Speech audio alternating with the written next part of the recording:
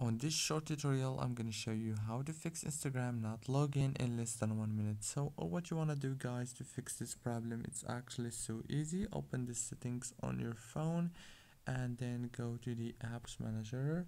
Open the apps like this and then go to the Instagram. After that, you have to go to the force stop option and then click on it. After you click on it, now what you want to do is click on the data usage and scroll down like this. Make sure to enable all the options on this page. Go back, click on the storage, click on clear data, clear cache. Go back again and now click on the open by default option. Click on open supported links in this app. Click on always allow and now open the Play Store or the App Store. If you have iOS, search for Instagram and update it from here. Don't forget to like and subscribe. Thank you for watching.